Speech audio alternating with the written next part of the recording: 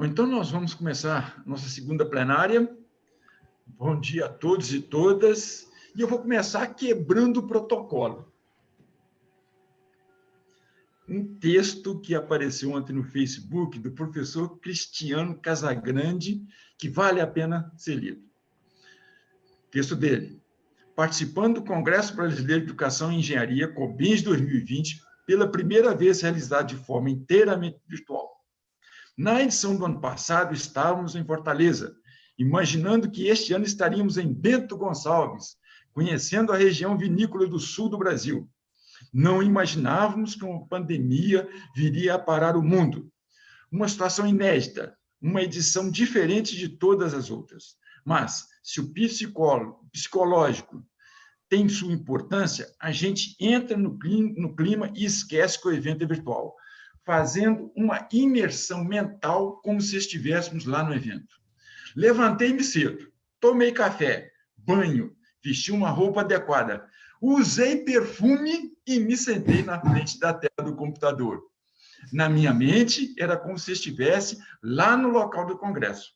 Logo na página inicial do site da conferência, deparei-me com a imagem abaixo do hall principal do local do evento, onde se viam as portas para o auditório, as salas das sessões técnicas, um lounge, os estandes dos patrocinadores, tudo aumentando a sensação de imersão. E ao entrar nas salas, encontro pessoas conhecidas, colegas, alunos. A sensação, por um instante, é de que realmente viajamos para um local onde está acontecendo o congresso. E, por algum momento, nos esquecemos que estamos sentados em casa, na frente do notebook. Interessante como o cérebro é capaz de abstrair e criar uma realidade alternativa. Talvez daqui a um tempo, nossas memórias dos eventos virtuais e reais irão se confundir. E ao acessar uma lembrança, não teremos certeza se o fato se refere a um encontro real ou virtual. No fim, o que fica gravado mais fortemente na lembrança são as sensações, as conversas, as ideias. E todo o ritual para participar de um evento virtual, como se fosse real, aumenta ainda mais, não só o efeito psicológico de enganar o cérebro, mas também contribui para intensificar a imersão e gravar a experiência na memória. Falou tudo. Cristiano, parabéns, Cristiano. Cristiano é da minha universidade, viu? Mas não é por isso que eu estou colocando aqui. Ontem, na hora que terminou o workshop, no final da tarde, eu abri o Facebook e falei, nossa, o cara disse tudo. E a comissão organizadora também ficou encantada, disse tudo aquilo que nós gostaríamos de sentir e dizer em poucas palavras. Então, ganhamos o primeiro dia ontem. Muito bom. Bom, então, mas vamos à nossa mesa, né? Quem vai falar primeiro? A professora Tatiana.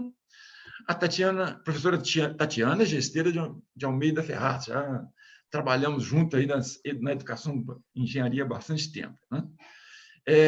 Ela é pró-reitora do Senai Cimatec, graduada em Engenharia Civil pela Universidade Federal da Bahia em 98, possui mestrado em Engenharia Civil, Engenharia de Estruturas pela Universidade de São Paulo em 2001 e MBA Executivo em Gestão Empresarial da Construção, 2008. É doutoranda em Gestão e Tecnologia Industrial no Centro Universitário Senai, Cimatec, desenvolvendo pesquisas sobre o tema construção e avaliação de competências no ensino de engenharia. Já atuou como professor e consultora na área de engenharia civil, coordenou por 10 anos a iniciativa Comunidade da Construção de Salvador, atuou como gestora executiva das áreas de construção civil, meio ambiente e mineração do Senai Bahia. Atualmente é pró-reitora administrativa financeira do Centro Universitário Senai Cimatec e tem experiência na área de engenharia civil, gestão de negócios e educação. E é uma das autoras do livro que nós escrevemos aí, que está fazendo o maior sucesso aí sobre as novas Perfeitamente. É uma mesa, então. Olha, tem a Tatiana, que é de uma instituição que não é do mesmo tipo da instituição do professor Cardoso. Então, são duas experiências riquíssimas. Quem está participando dessa plenária vai sair daqui com duas grandes possibilidades de implantação nas suas escolas. Tatiana, a palavra é sua.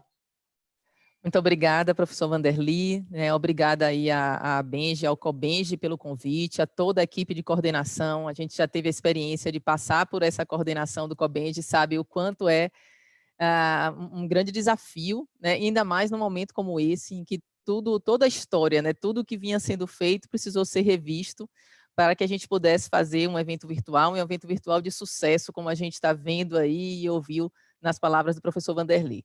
Então, dizer para mim e para o Senai Cimatec é uma honra aqui participar dessa mesa. A gente sabe que nós temos instituições com realidades bem diferentes, né? E a ideia aqui vai ser compartilhar um pouco da nossa realidade, de como nós estamos trabalhando nesse ecossistema, né, da inovação na educação e engenharia. E acho que o tema proposto aí para o painel foi muito relevante, né, da questão do ecossistema, porque eu acho que isso é que faz a diferença aí no processo formativo. Eu vou compartilhar com vocês uns slides, né? Eu peço que confirmem se estão vendo, por favor. Já estão vendo? Sim, estamos. Joia. Muito, muito obrigada. Então, vou falar um pouquinho aí desse ecossistema para inovação acadêmica que nós estamos adotando no nosso centro universitário Senai Cimatec. Para quem teve a oportunidade de ir no Cobenja 2 anos atrás, né, tá lembrando aí dessa fachada, né? Para quem não teve, fica o convite aí de visitar a nossa instituição. Sempre recebemos, é sempre um prazer, né, recebê-los no Senai Cimatec. O que somos, né? O Senai Cimatec é uma instituição diferente, porque nós somos, ao mesmo tempo, um centro tecnológico de referência internacional, eu diria. Então, ao longo dos 18 anos, né, de existência do Senai Cimatec, a gente foi evoluindo no desenvolvimento de pesquisas para indústrias, no desenvolvimento da inovação, desenvolvimento de serviços. E hoje nós temos clientes e parceiros como a Vale, a Embraer, a Shell, né, entre diversas outras empresas de relevância, parceria com instituições em todo o país. Um exemplo, para ter uma ideia, hoje nosso diretor está na Ucrânia, que acabamos de receber aqui uma reportagem de uma parceria que estamos fazendo com a Ucrânia. Bom, nós somos também um centro universitário que prima pela qualidade acadêmica nos seus programas. Nós hoje temos mestrado e doutorado. Como o professor Vanderly bem falou, eu sou doutoranda no próprio Senai Cimatec, né, e cursos de graduação nas áreas de engenharia e, mais recentemente, a partir desse ano, também arquitetura. Então, esse é o nosso maior foco, né, são programas de formação voltados para a indústria. E, além disso, né, como todo mundo conhece o Senai pela sua tradição aí na formação técnica, nós somos também uma escola técnica. Ou seja, acaba sendo um ecossistema diferenciado, que a gente diz como um ecossistema único no país, né? E a gente está procurando agora, com os processos de inovação acadêmica dos nossos cursos de engenharia, trazer esse ecossistema mais vivo e potencializar esse ecossistema para a formação dos nossos engenheiros, das nossas engenheiras, né? Bom, então, a gente sempre representa o que a gente faz nesses 3 círculos, né, que acabam tendo uma interseção grande. E a nossa graduação em engenharia faz parte dessa interseção. Então, é uma graduação integrada ao ecossistema do Cimatec, que pelo próprio nome aqui já significa, é um acrônimo aqui para Campus Integrado de Manufatura e Tecnologias. E a gente integra a nossa graduação à tecnologia e inovação, ou seja, os nossos alunos têm a oportunidade de estar nos laboratórios, que não são laboratórios meramente didáticos, eles servem para o desenvolvimento de serviços e pesquisas para empresas. Eles participam como bolsistas, como estagiários nesses projetos de pesquisa, o que também acaba sendo uma experiência riquíssima. Nós temos a pós-graduação stricto sensu, que desenvolve também pesquisas voltadas para a inovação nas indústrias, algumas pesquisas também mais de base acadêmica, e os nossos alunos de graduação têm possibilidade de participar desses grupos de pesquisa. Nós trabalhamos aqui também com a escola técnica, com a educação profissional, e a gente tem os técnicos participando de projetos juntos com os alunos de graduação, o que acontece na nossa vida profissional, né? Então, na atuação no mercado de trabalho, o graduado, né, o egresso de um bacharel, ele vai trabalhar junto com a equipe de técnicos, de operários. Então, essa integração é feita na nossa própria instituição. A gente conecta com o ecossistema de empreendedorismo. Nós temos hoje uma aceleradora né? E vocês vão ver quando eu mostrar o nosso modelo de educação, o quanto essa aceleradora conecta com o nosso programa de graduação.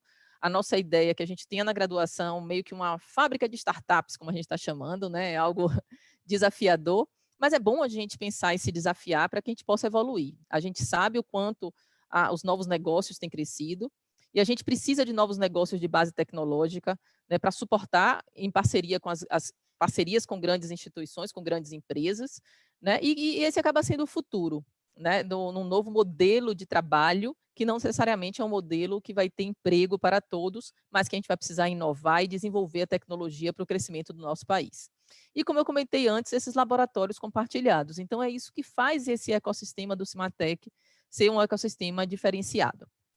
E nós nos deparamos no ensino de engenharia, que nasceu desde o começo pensando em ser um ensino de qualidade, num paradoxo que a gente enxergou também no CDIO, né? E aí, para quem não conhece, o CDIO, que significa Conceive, Design, Implement, Operate, uma iniciativa internacional aí que dá uma base para a formação em engenharia, para o ensino, para a educação em engenharia.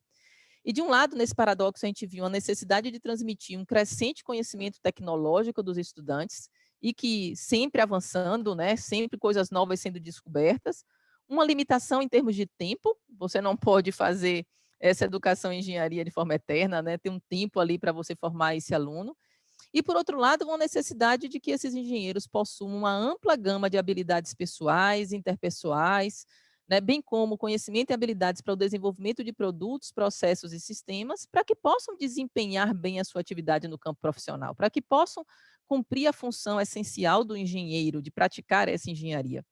Então, não adianta você ter uma profundidade técnica excelente se você não consegue transmitir aquilo, engajar seu time, trabalhar com pessoas, com equipes multidisciplinares nesse mundo tão complexo que a gente vive hoje.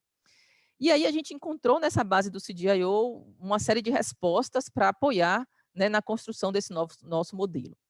E o desafio partia aí também dessa perfil, né, do engenheiro do século XXI, que na nossa visão vai muito além de uma ciência exata, porque a gente precisa desenvolver no perfil desse engenheiro um perfil empreendedor, criativo, proativo, inovador, com habilidade de liderança e de comunicação, motivado por desafios e adaptável a mudanças. Esse ano a gente viu o quanto é importante essa adaptabilidade a novos cenários, adaptabilidade a mudanças, sempre disposto a aprender. Estamos falando aqui do lifelong learning, né? Isso é essencial na velocidade, na curva exponencial que a gente tem do conhecimento, da ampliação desse conhecimento, e apto a trabalhar em equipes multidisciplinares, né? Muitas vezes o engenheiro vai ter que trabalhar com um psicólogo para entender o comportamento das pessoas e projetar soluções que venham atender essas necessidades humanas, que é o grande papel do engenheiro.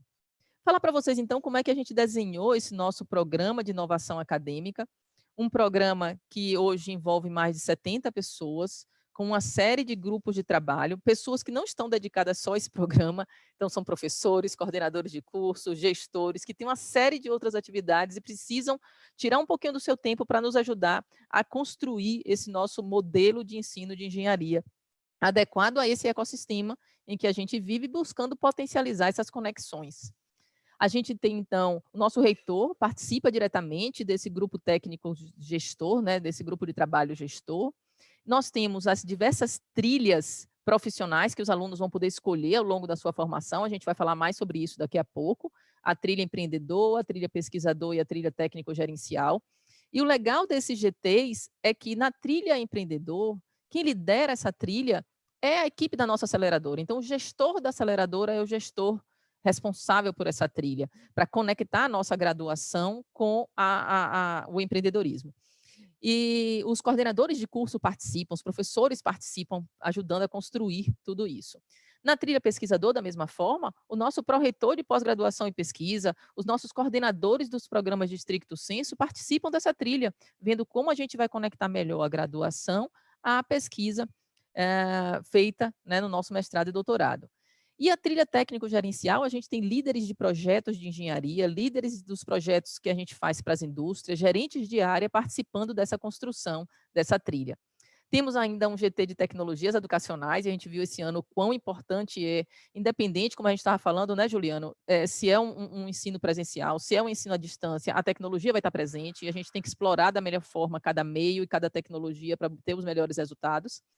A gente está falando, a gente tem um GT de matrizes e transição. Gente, como é difícil trocar a roda de um carro com o carro andando, né? Os cursos estavam em andamento e você mexer numa matriz com o curso em andamento é muito complexo. Diz um colega nosso que não é só trocar a roda do carro com o carro andando, não. Ele até me passou um vídeo mostrando que é possível fazer isso. Mas é trocar a turbina de um avião com um avião em pleno voo, né? Que talvez seja mais complexo. Um GT, então, de infraestrutura, a gente precisa de novos ambientes tecnopedagógicos. Eu li, inclusive, uma tese sobre isso bem interessante, né, de um aluno da USP. O GT de capacitação, porque os professores precisam ter comportamentos diferentes. A gente vem falando aí há bastante tempo, né, das metodologias ativas de aprendizagem, né, e isso precisa de um período de adaptação, de formação de professores que não foram preparados, né, nesse meio. Eu vou trazer para vocês aqui, então, nesse ecossistema, falar um pouquinho do nosso currículo, de como a gente desenhou, né? Falar dessas trilhas de formação, de algumas práticas pedagógicas e da infraestrutura. Então, é isso aí que a gente vai abordar nos próximos 15 a 20 minutinhos aí, tá? Falando do currículo, como é que a gente desenhou esse currículo? Então, a gente não partiu do zero, a gente partiu daquilo que a gente já tinha, né? Partimos de benchmarking, como eu comentei, do próprio CDIO, né, do All in College, que a gente teve a oportunidade de visitar, da Universidade de Coventry, que é um parceiro na Inglaterra, né? E dessas referências internacionais, nós desenhamos uma proposta de perfil do egresso. O que a gente quer como objetivo macro para o egresso dos cursos de engenharia do Senai Cimatec? Depois partimos para detalhar isso. Ok, beleza. Para atingir esse objetivo macro, quais são as competências que eu preciso que esses estudantes desenvolvam para que ele atinja esse objetivo? E daí chegamos, então, ao nosso percurso formativo e às matrizes dos cursos. E uma coisa, óbvio que tudo isso olhando também todos os requisitos GAIS. Fizemos um comitê técnico das engenharias, ou seja, ouvimos o mercado. Isso, gente, eu acho que é muito bacana, acho que fica como algo que todas as instituições podem fazer, ao desenhar seus currículos, ao avaliar seus cursos, chama as pessoas, chama o mercado. Nós chamamos não só o mercado, como nós chamamos o CREA, como nós chamamos outras universidades, a UFBA, que é nossa parceira, sempre presente também nos ajudando a construir esses programas dos cursos, avaliar e melhorar os programas dos cursos. Normalmente a gente faz isso por cada curso, num perfil mais técnico daquela formação. E dessa vez a gente fez com as competências transversais. Vamos reunir representantes aí de diversas empresas, dos diversos cursos de engenharia, para entender qual é esse perfil do engenheiro que vocês, empresas do mercado da nosa região, entendem como um perfil, como competências mais relevantes para que a gente possa trazer isso para a nossa formação.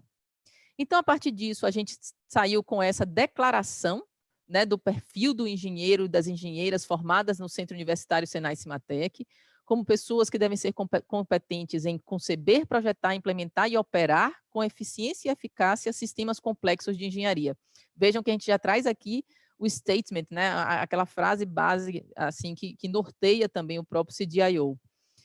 Atuando em contextos local e global. Eles têm que ter essa visão global do mundo globalizado, mas têm que estar atentos às questões locais, inseridos no contexto de trabalho onde eles atuam, de forma inovadora e sustentável, empreendendo, e aí vem uma série de andos aqui, liderando, gerindo e integrando equipes multidisciplinares com ética, que é uma coisa transversal que a gente tem adotado no curso, trabalhado isso, respeito à diversidade, à criatividade, versatilidade, com rigor técnico-científico e responsabilidade socioambiental. Ufa! Tudo isso, né? Mas faz parte da formação do engenheiro. Então, a gente dividiu as competências em 4 grandes grupos, né? Chegamos a um hall de competências que hoje, inclusive, a gente está reavaliando e aqui já abrindo para vocês também a dificuldade disso, estabelecemos uma quantidade de competências ampla, né? Que vai no detalhe, mas às vezes se torna difícil de você trabalhar, de comunicar, então a gente está reanalisando, acho que é um processo de melhoria contínua também. E aí desenhamos esse percurso formativo, em que a gente reduziu carga horária de sala de aula, não ainda de forma tão intensa como a gente gostaria, como todos, né, a gente trabalha em grupos, é um grupo de professores, de coordenadores, e tem alguns paradigmas que a gente precisa quebrar, coisas que a gente precisa testar, precisa aprender, para conseguir chegar a uma educação, uma formação de qualidade, entendendo que a gente pode reduzir tempo de sala de aula.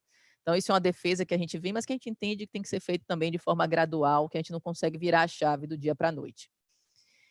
A gente trouxe a prática da engenharia desde o primeiro semestre. Então, desde o primeiro semestre, nossos alunos têm um módulo aqui, né, uma atividade de um desafio das engenharias e da arquitetura, porque, afinal de contas, eles escolheram fazer engenharia para praticar, para criar coisas, para inovar, e não para simplesmente ter aula de matemática e física. Então, a gente traz esse desafio da engenharia para o começo, e aí vou citar um colega, um coordenador de curso, que trabalha conosco, e na primeira vez que a gente trouxe essa proposta de fazer projetos práticos, dar desafios para os alunos que recém-ingressaram na instituição, ele falou assim: mas eles não aprenderam nada? Como é que eles vão conseguir desenvolver esses projetos? Como que eles não aprenderam nada? Né? Eles vêm de uma história de formação, de um ensino médio, e a gente quer isso mesmo, que ele não perca essa criatividade, que ele não perca até o olhar que a criança tem sobre a descoberta, né? Aquela curiosidade e a inventividade, a criatividade de propor. E a gente vai, ao longo do tempo, instrumentalizando, né, dando ferramentas, dando mais conhecimentos para que ele possa ir solidificando, né, tendo mais bases técnicas, científicas naquilo que ele está desenvolvendo. Mas que ele não perca essa questão da curiosidade, né, de estar instigado ali para resolver problemas.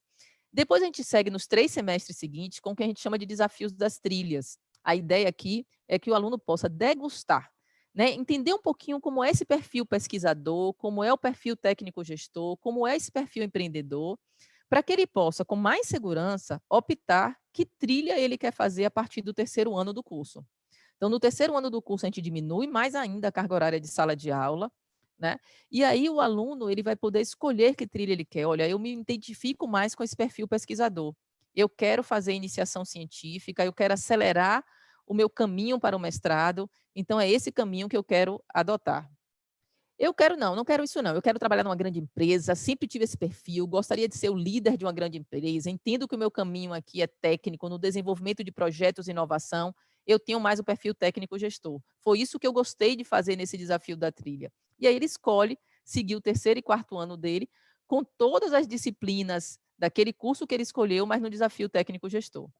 E, por fim, a trilha empreendedor, que é aquelas pessoas que têm a vontade, aqueles alunos que têm a vontade de empreender, que já têm ideias de novos negócios, né, que querem criar.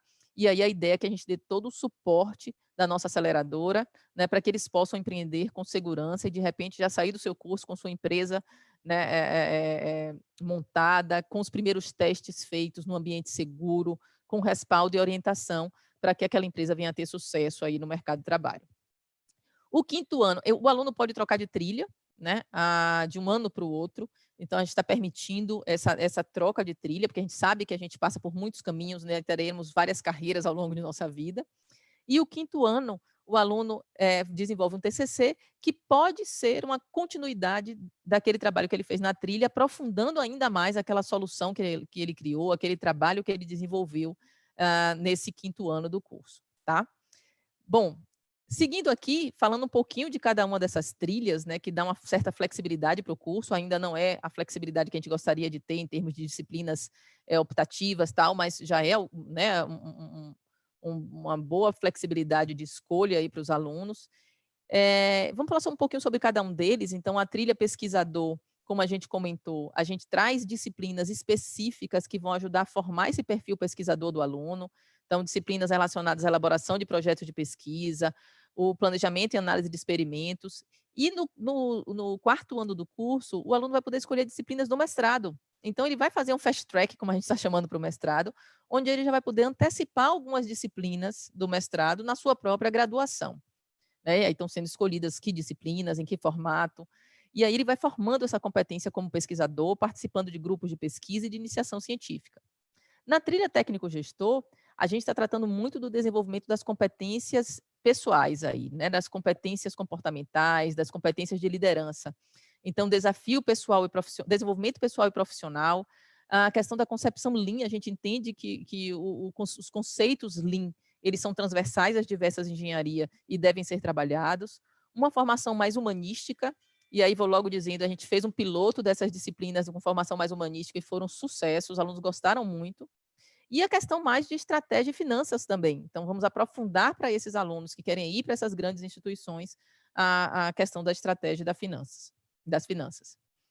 E a trilha empreendedor, em que a gente trabalha o processo de empreendedorismo, né? Então, primeiro momento aí de design de negócios inovadores, depois uma validação desses negócios, estratégias e gestão para o crescimento da empresa e a engenharia de negócios para que ele saia lá na frente com sua empresa montada, né, com prototipação e testes, e aí usando toda a infraestrutura de laboratórios que nós temos para isso, lote pioneiro, primeiras vendas. Então, a ideia é que o aluno, né, já possa aproveitar tudo isso ainda no ambiente seguro da universidade.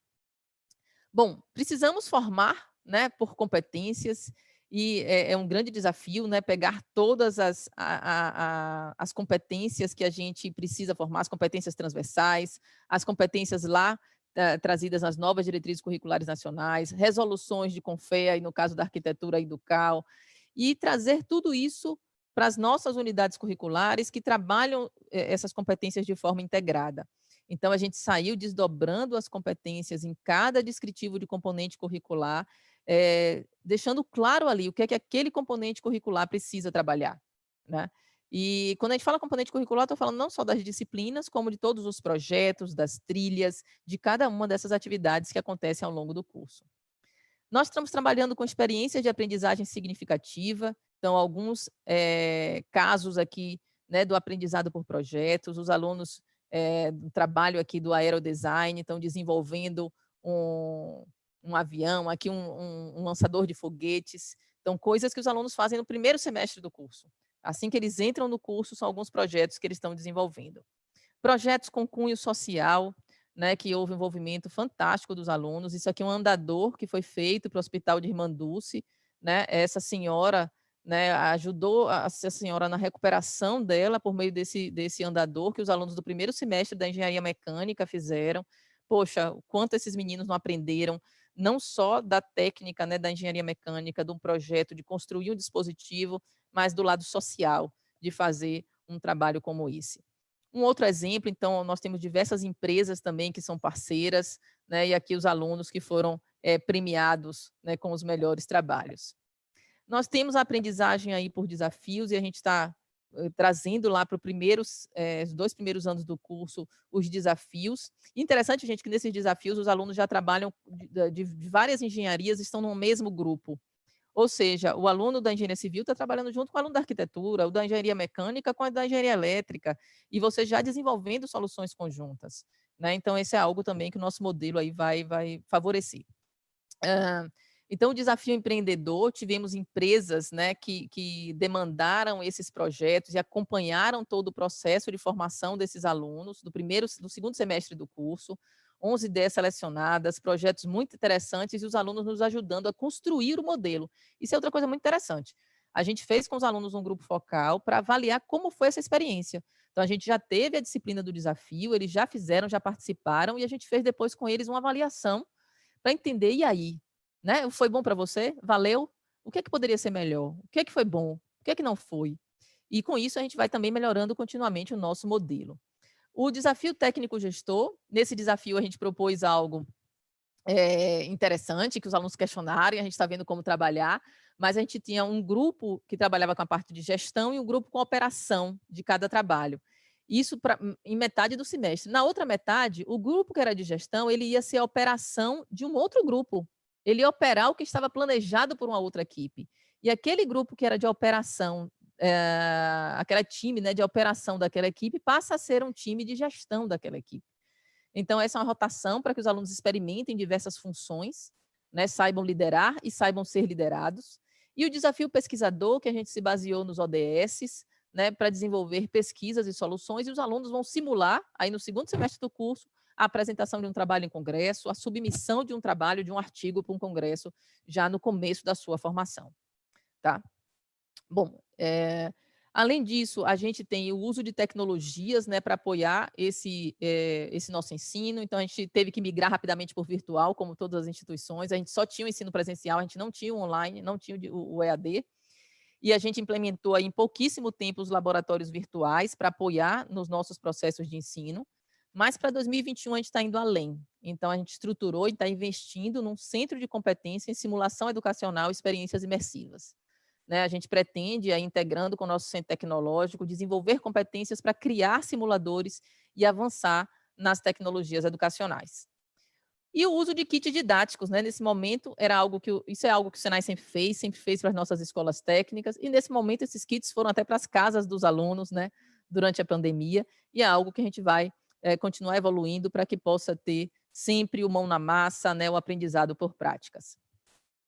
Nós trabalhamos também, e esse aqui, Vanderly, né, professor Vanderly, o capítulo que a gente escreveu nesse livro também, da engenharia e as novas diretrizes curriculares nacionais. A gente falou um pouquinho sobre a avaliação da aprendizagem. Esse é o tema, inclusive, do meu trabalho de doutorado. Né? E se a gente quer formar aquele perfil do egresso com aquelas competências, eu preciso avaliar, para entender se eu estou conseguindo cumprir esse meu papel. Né? Então, a gente entende que avaliar é essencial para retroalimentar o processo. Não avaliação simplesmente no sentido de dar uma nota, a gente não está pensando nem na nota, mas avaliar no sentido de entender, em termos de instituição, se cada aluno está conseguindo desenvolver aquela competência, né, se nós globalmente estamos conseguindo cumprir aquele objetivo ao qual nós nos dispomos a fazer, a cumprir. Né? Então, a nossa ideia, a gente entende isso tudo de forma muito integrada e como um processo de melhoria contínua, onde você tem um contexto de mundo local, institucional, que vai te trazer esse desenho do perfil do egresso, como a gente falou, que vai te levar a um projeto pedagógico de curso, vai detalhar cada componente curricular, e você chega a um plano de ensino e aprendizagem, que eu estou chamando de plano de ensino, aprendizagem e avaliação. Porque a aprendizagem e a avaliação precisam estar de forma integrada. Você precisa pensar na sua avaliação a partir das competências que você quer trabalhar e da forma, né, das estratégias de ensino, das estratégias de educação que você vai adotar. E aí, essa avaliação, ela vem como forma de diagnóstico, né? Não só para o aluno, que vai conseguir compreender o que ele percebeu bem, quais são as competências que ele tem bem desenvolvido e qual não tem, como para o próprio professor e para a própria instituição. E a ideia é que a gente consiga ter uma visão mais ampla dessas estratégias de avaliação. Então, isso está lá no livro, quem se interessa mais pelo assunto aí já pode dar uma olhadinha. Né? Mais uma vez, o CDIO acaba sendo um pouco da nossa referência aqui, né? Em que a gente tem que trabalhar, especificar esses resultados pretendidos da aprendizagem, alinhar os métodos de avaliação com os resultados pretendidos, usar os múltiplos métodos para coletar e analisar dados. É claro que se eu quero avaliar simplesmente um conhecimento teórico, uma prova, uma avaliação escrita pode ajudar. Mas se eu tenho uma série de competências transversais para avaliar, essa prova não vai conseguir avaliar isso. Nós temos que estar colocando os alunos em situações de prática, que eles possam demonstrar na prática, né, essas competências. E usar os resultados para melhorar o processo, ou seja, fazer girar o ciclo PDCA. Né? Nós estamos trabalhando também com a formação docente, né? E isso é algo que é fundamental nesse processo. Né? A gente precisa trabalhar com os nossos professores, né, e capacitando-os, trazê-los para junto desse processo aí de melhoria, e tem os professores maravilhosos, e que nesse momento de pandemia foram realmente fantásticos, né, a capacidade de adaptação, de aprendizado e de suporte de uns aos outros. A ideia é que nosso programa de formação docente tem um pilar de autoria, né, em que o professor seja o grande autor, mas que ele vai ter todo um suporte pedagógico, de ferramentas para isso. Nós estamos aqui já aproveitando uma experiência interessante das universidades nos Estados Unidos que visitamos pelo projeto do PMG, um projeto da CAPES, da Fulbright, de modernização do ensino de engenharia, no qual nós somos uma das 8 instituições contempladas. E a gente fez um edital agora, né, os professores acabaram de submeter até domingo, se eu não me engano, os seus projetos, para ter apoio da instituição para reformular as disciplinas que eles ministram. Né? A gente teve 11 projetos submetidos, nós somos uma instituição pequena, e vamos agora selecionar que projetos a gente vai apoiar para que eles possam melhorar, né, o seu curso, o seu ensino. E é uma capacitação continuada, então a gente tem encontros pedagógicos, a gente tem cursos, treinamentos, para trazer novas ferramentas, conhecimentos para os nossos professores. Estamos trabalhando com a colaboração entre eles, que foi fantástico nesse momento de pandemia, com uma árvore de talentos. Eu sei uma série de coisas e posso ajudar meus colegas. E eu tenho uma série de outras deficiências que outros colegas podem me ajudar.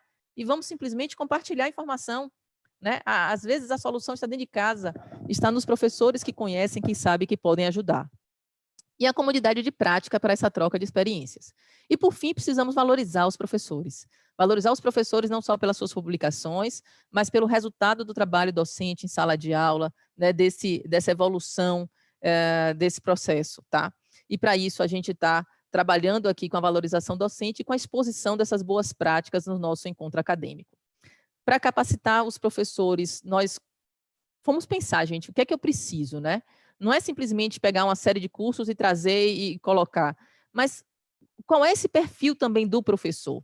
E aí a gente traz que o docente em engenharia, ele tem que ter uma série de características aqui, como empatia, domínio técnico, resiliência, para que ele possa criar, planejar, implementar e avaliar situações de aprendizagem para os alunos, com foco no desenvolvimento daquelas competências que a gente quer, envolvendo sistemas de engenharia, produto, processo, né? E utilizando uma série de conhecimentos aqui que a gente achou fundamentais e uma série de tecnologias que estão mais na extremidade da mandala. Então, essa é a nossa estratégia aí em termos de formação docente e que é um processo que a gente entende também como processo de alguns anos, tá? Para falar sobre infraestrutura, para a gente terminar, então, o Cimatec é um grande laboratório aberto, aqui estão só alguns exemplos, né, de um laboratório maker que ainda está em processo de adaptação, está faltando a plotagem, os equipamentos estão chegando, estão sendo montados, um laboratório de design thinking, além de uma série de outros espaços e laboratórios, um laboratório aberto que a gente tem para que a gente possa ter esse ambiente de colaboração, de mão na massa, de integração entre todos os nossos alunos e professores, né, explorando a criatividade e a solução de problemas. Era isso aí que a gente queria apresentar, fico depois à disposição para que a gente possa compartilhar esses aprendizados, né, e a cada momento desse a gente acaba aprendendo também um pouquinho mais. Tá joia? Muito obrigada aí pela atenção de todos. Obrigado, Tatiana. Muito boa apresentação, né? Excelente apresentação. A ideia, eu acho que é essa mesmo, né? Para implantar as novas DCNs é um reprojeto institucional, né? Reprojetar a instituição em todos os seus aspectos, né? Porque é inovação. Aliás, um resumo de ontem das três, da abertura, da plenária e depois do workshop das DCNs, acho que pode resumir o seguinte: ó, sem inovação não tem salvação, né? Acho que essa é a palavra do momento, que é uma palavra, inclusive, muito forte dentro da MEI CNI nas suas atividades relacionadas à educação e engenharia. Bom, agora nós vamos passar também para outro excelente case, que é o da USP, e nada mais, nada menos, o professor Cardoso, que vai apresentá-lo. Ele que tem larga experiência de USP, de educação e engenharia nacional e internacional, então, mais uma grande contribuição. Professor Cardoso, a palavra é sua. Bom, muito bom dia a todas e a todos. Vai ser muito difícil fazer uma apresentação comparável ao que a professora Tatiana Ferraz fez agora, né? Mostrou aí a estrutura de uma escola que leva a sério o seu métier, né? O Senai pratica o CDIO, modelo de gestão invejável, e também um programa fascinante aí de formação docente. Parabéns, professora. Eu gostei muito da sua apresentação e espero. Já visitei o Senai por ocasião do Cobenje lá em Salvador, mas como tinha muita gente, não deu para me atentar aos detalhes. Espero, na próxima visita que fizer a Boa Terra, voltar lá na sua escola e testemunhar os grandes avanços que o Senai tem promovido na educação e engenharia, né? Quando quiser, professor, convite feito, tá? Muito obrigado, Tatiana.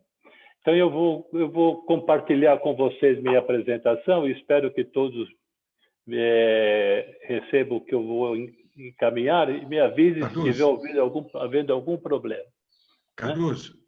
Né? Oi, Cardoso. Deixa eu fazer uma coisa aqui. Eu aqui, entusiasmado com a apresentação da Tatiana, esqueci de ler o seu currículo. Não, mas não é necessário. O mini currículo do resumo do Zé Roberto Cardoso, professor da Escola Politécnica da USP desde 76, legal. Publicou 3 livros, 2 em língua inglesa, orientou 40 teses e dissertações e publicou 70 artigos em revistas científicas e apresentou mais de 200 trabalhos em eventos científicos na área de métodos numéricos para eletromagnetismo e educação em engenharia.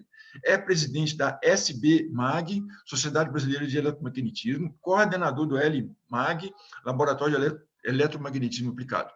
No período 2010-2014, foi diretor da Politécnica da USP e é membro atuante dos Conselhos Nacionais e Internacionais de diversas instituições ligadas à engenharia. Às vezes eu sou meio displicente, mas vamos seguir uma mesma toada, né? Enquanto isso, deu tempo de... Ainda não compartilhou, não, né? Pode compartilhar. Não, obrigado pelas palavras, Vanderlei. Os amigos aí, as palavras que vêm dos amigos são suspeitas. Muito obrigado. Bom, então vamos compartilhar a minha apresentação. Espero que todos estejam aí vendo. Ok? Vamos lá. Bom, muito bem. O título aí é Inovar na Educação e Engenharia, a Engenharia para a Paz. A engenharia é a profissão que causa maiores transformações no nosso planeta. Moldamos o mundo todo dia e para nós essa tarefa nunca se encerra. Será que estamos cientes da real dimensão do impacto que causamos na humanidade? Os engenheiros concebem, projetam e, enquanto projetam, inovam, implementam e, finalmente, operam infinidade de empreendimentos. Criamos dispositivos que agregam imensa qualidade de vida ao ser humano e estenderam a expectativa de vida como nenhuma outra profissão. Mas, ao fazer isso, tínhamos a real consciência do prejuízo imposto ao planeta? Nossas usinas hidrelétricas foram responsáveis pela extinção de boa parte da fauna e da flora. Nossos veículos, que era a solução dos problemas de transportes, tornaram-se um problema a ser resolvido. Estamos agora evoluindo na mobilidade elétrica e, outra vez, estamos cegos sob o impacto dessa inovação. O lítio é a nossa salvação para as baterias. No entanto, as maiores reservas estão na Bolívia e são extraídas em condições subhumanas. Operários, se pudermos assim chamá-los, extraem este minério em minas a céu aberto sem os devidos equipamentos de proteção individual. O mesmo ocorre com as commodities ligadas à produção de componentes eletrônicos. Veja o tântalo, componente fundamental na produção de capacitores especiais. As grandes reservas de tântalo estão na África, mais precisamente no Congo, cujas mineradoras praticam condições escravagistas aos seus operários.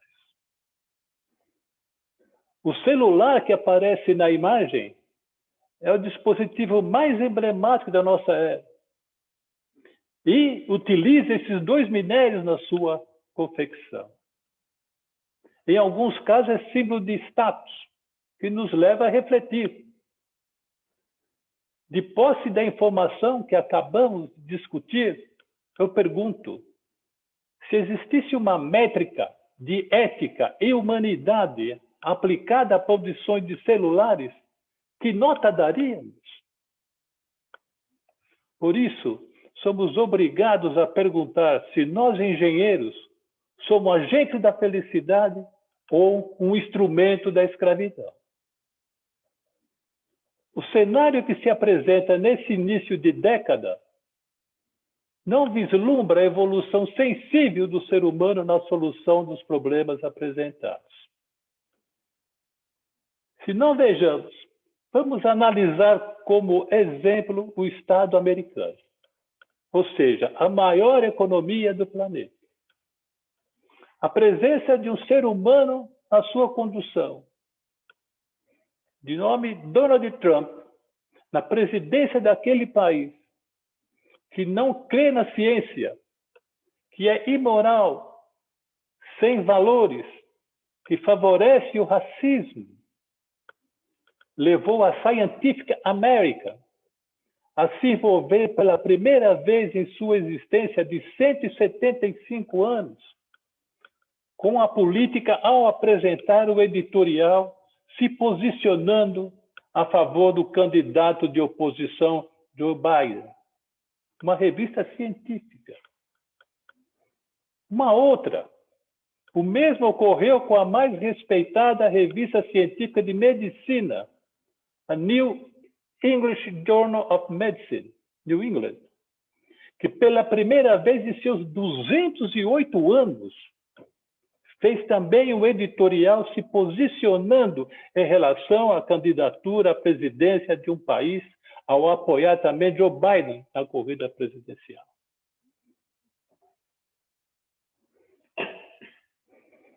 Essas duas manifestações mostram a preocupação dos engenheiros e dos cientistas na sustentabilidade do planeta. Essas duas revistas retratam isso. Os cientistas mais famosos, mais produtivos, os engenheiros publicam nessas duas revistas. Né? Na outra são os médicos, que também aparecem engenheiros como coautores. Preocupa-nos também dirigentes máximos de vários países, incluindo da América Latina, que manifestam posturas negacionistas, aversão aos pobres, simpatia a supremacistas brancos e tolerantes à desinformação. Esses são sinais que apontam para um cenário de risco para a paz. Essa figura não tem quem não viu, mas é o caso de que, em 2015, as Nações Unidas adotaram na Agenda 2030 com 17 Objetivos do Desenvolvimento Sustentável. Para assegurarmos um futuro sustentável, os engenheiros deverão desempenhar papel essencial para que esses objetivos sejam atingidos. Não só através da criação, em futuro próximo, de tecnologias ambientalmente amigáveis, mas também com aplicações de soluções ambientalmente sustentáveis. A Agenda 2030 está diretamente relacionada à redução da pobreza, ao desenvolvimento da infraestrutura, da educação, desejando atingir a igualdade de gênero e empoderamento das mulheres, assegurar gestão sustentável e disponibilidade da água e saneamento para todos, assegurar acesso a produtos a preços justos, que sejam confiáveis, sustentáveis e disponibilidade de energia limpa e conservar e utilizar de forma segura os mares, os oceanos e os recursos marinhos. Quase todos os 17 Objetivos do Desenvolvimento Sustentável se relacionam com a ciência e a engenharia. A pergunta que todo engenheiro deve fazer com relação aos ODS é como mensurá-los, para saber se as metas estão sendo cumpridas. Que métricas deverão ser utilizadas para medi-los? Que função de valores deve ser associada e atribuída a cada um deles? Este é um papel relevante que temos obrigação de exercer como engenheiros. Os engenheiros devem propor soluções inovadoras, oriundas da aplicação de técnicas de inteligência artificial, machine learning, análise de dados e outras técnicas que surgiram neste século. Que técnicas devemos desenvolver, por exemplo, para a gestão logística de emergências? Este é um grande desafio da engenharia. Para gerenciar ações nessa direção, de ver superadas essas dificuldades, em 2018, dirigentes de grandes escolas de engenharia em todo o mundo se reuniram na Universidade de Novo México, nos Estados Unidos, e introduziram o movimento da engenharia para a paz. Encabeçada pelo professor Ramiro Jordan, da Universidade do Novo México, nos Estados Unidos, e também presidente da International Federation of Engineering Education Society, definiu-se Engenharia para a Paz como a aplicação da ciência e dos princípios da engenharia para promover e patrocinar a paz. Essa imagem que aparece é o registro de quando o professor Ramiro apresentou este movimento da Engenharia para a Paz à comunidade da Universidade de São Paulo, recentemente. A Engenharia para a Paz vislumbra e trabalha para um mundo em que floresçam a prosperidade, a sustentabilidade, a igualdade social, o empreendedorismo, a transparência, a voz da comunidade e o engajamento, e também a cultura. Os engenheiros têm o poder para serem protagonistas no papel vital de fornecer soluções criativas que podem transformar e melhorar radicalmente o bem-estar natural. O núcleo duro da Engenharia para a Paz é o futuro sustentável do nosso planeta, o qual está apelando aos seus líderes para atuarem em sincronia nessa direção. As novas diretrizes apontam exatamente essa direção. Temos de desenvolver ativamente soluções que abordem de forma colaborativa os problemas conhecidos, integrando programa de educação transdisciplinar, tecnologia, ética, empatia e política, tendo como pilar a linguagem tecnológica. O maior ativo de uma empresa é o seu capital humano, e todos devemos contribuir para o desenvolvimento de líderes para a próxima geração focado nesses objetivos. Eu faço um apelo a todas as escolas. Devemos criar um movimento de modo que todos façam parte dele com propriedade e sentido de pertencimento. O Brasil tem condições de ocupar posição privilegiada no cenário da engenharia para a paz. Ouso dizer, inclusive, na erradicação da fome e da pobreza. Lembrando de números de passado recente, no período de 2006 a 2010, a eficiência da agropecuária brasileira cresceu 4,28% ao ano. Comparando com outros países do mesmo período, dá para perceber o poder dessa indústria. A China, segunda colocada, no mesmo período cresceu a taxa de 3,25%.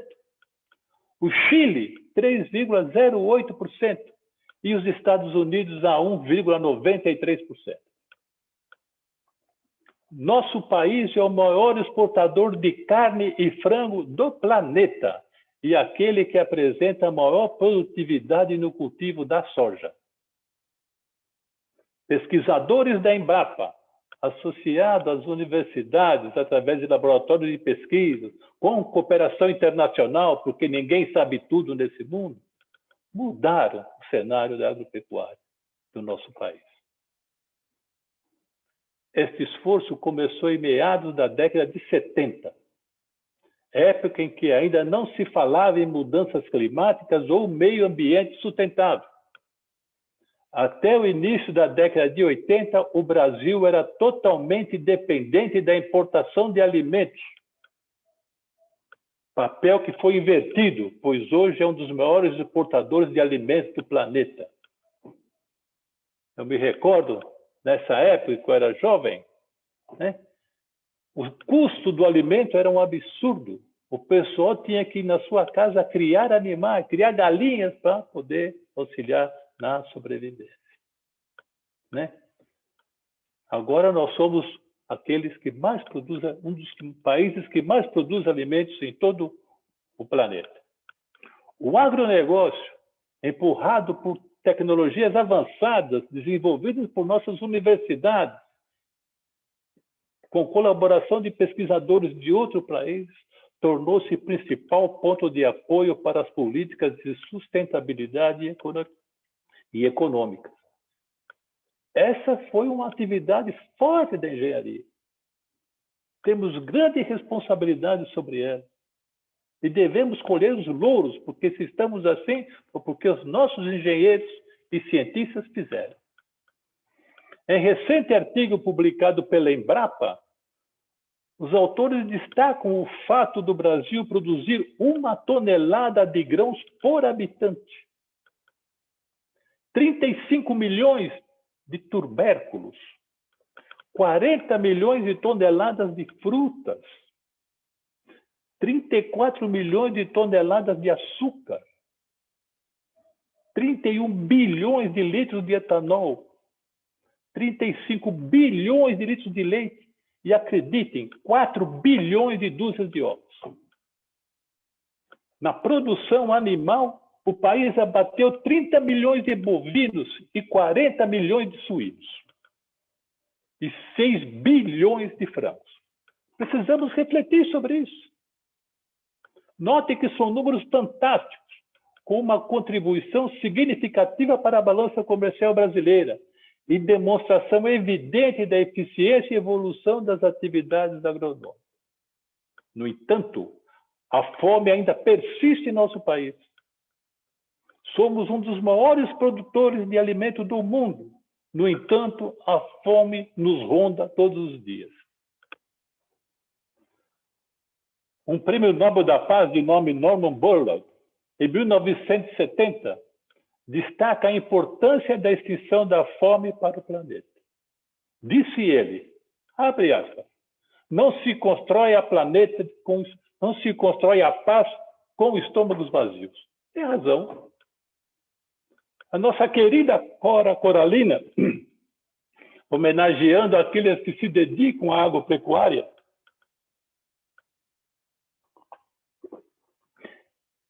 disse, abre aspas, em qualquer parte da terra o homem estará sempre plantando, recriando a vida e recomeçando o mundo.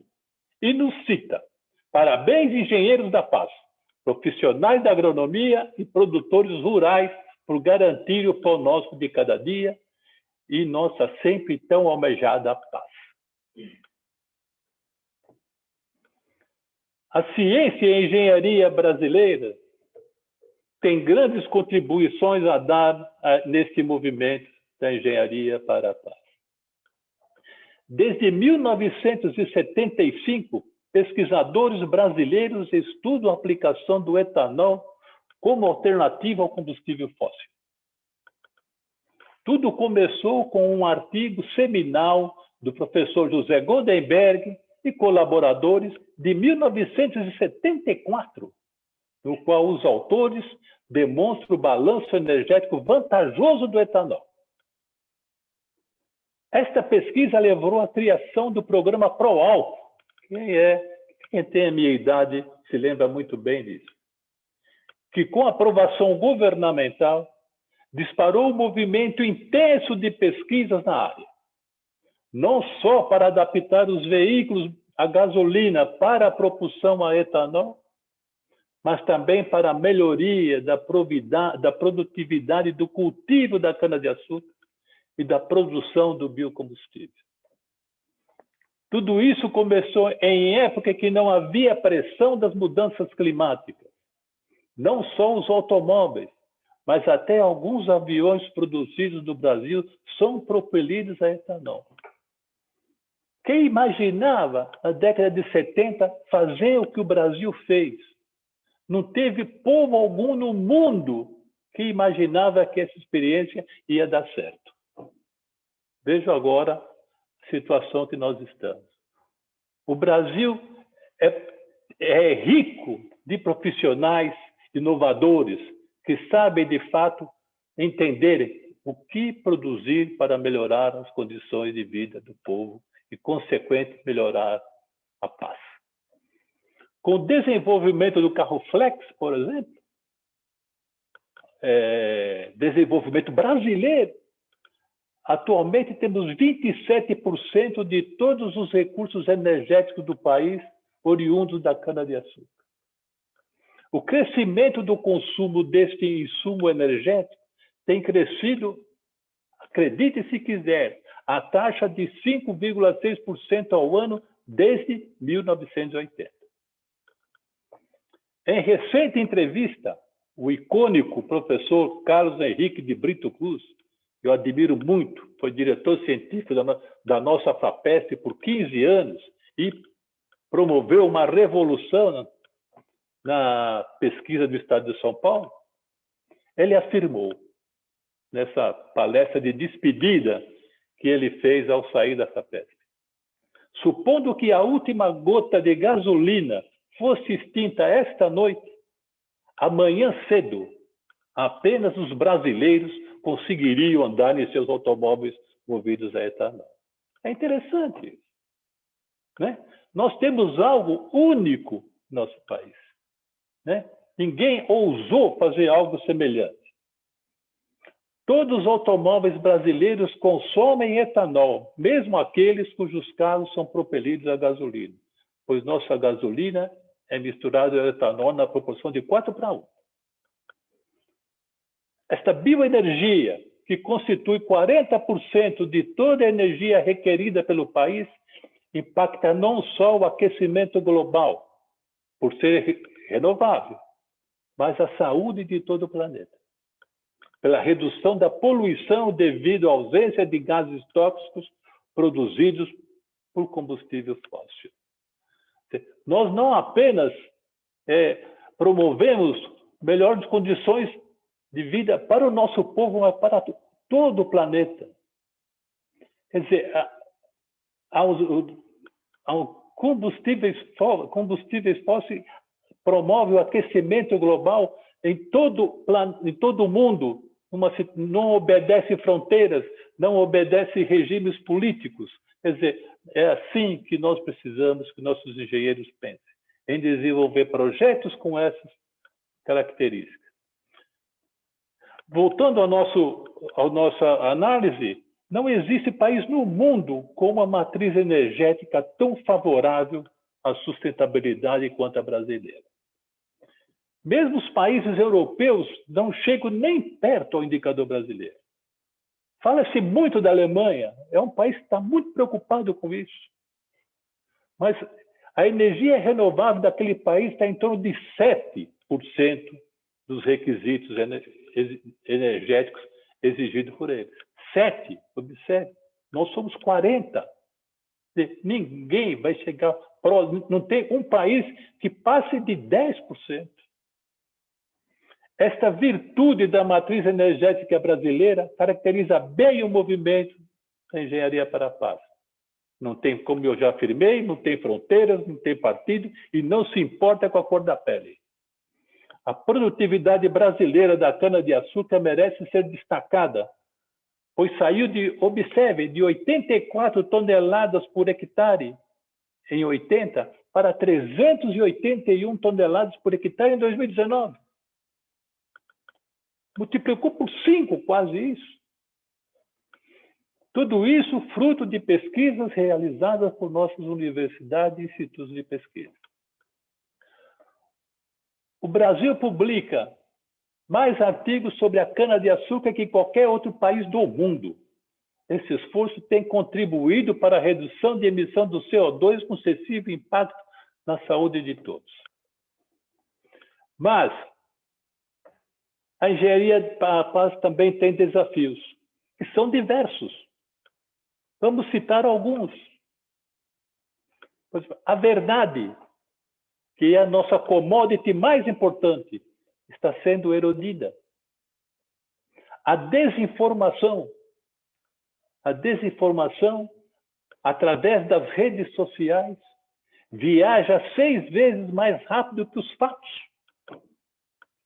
As fake news proliferam, acabam com reputações em segundos e, diferentemente da mentira, não tem endereço. A pessoa ou instituição prejudicada não tem como exigir retratação, processar, ou seja, com a fake news ele está livre. A polarização, a manipulação, a trapaça e o vício estão em ascensão. As pessoas estão mais depressivas, ansiosas e frágeis, bom, também é fruto da Covid. As políticas e os sistemas de valores estão sendo desafiados. A guerra comercial está de volta no cenário global. Até países que não têm força para brigar, mas estão lá brigando. O gap entre o pobre e o rico continua crescendo assustadoramente. Alguns países da América Latina, vou citar o Chile, peguei esses números recentemente, 1% da população chilena controla mais de 50% do PIB do país. A transparência está ausente em vários níveis e o sistema judiciário está sendo desafiado. Precisamos com urgência uma nova política, novos tratados internacionais.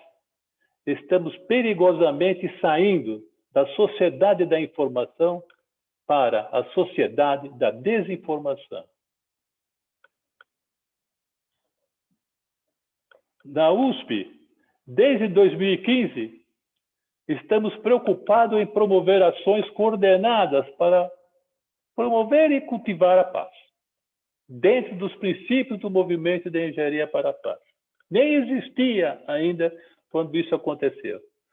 Para isso, criamos o GLIP, Global Institute for Peace, sediado na Escola Politécnica, constituído por professores e pesquisadores de várias unidades da universidade. Este grupo de pesquisa nascente assumiu a pauta da engenharia para a paz. O GLIP é constituído como um núcleo de apoio e conectado à universidade e à sociedade civil em sua forma mais ampla. Para mais além de sua atividade científica, vislumbra-se a inovação, a tecnologia e o equilíbrio de gênero e a diversidade com mecanismos sustentáveis, rumo a patamares capazes de contribuir à paz mundial. Se puderem, acompanhem o nosso trabalho. Para finalizar, gostaria de destacar citações que cabem muito bem nesse ambiente de educadores, de duas pessoas que, de fato, eu tenho um respeito muito grande.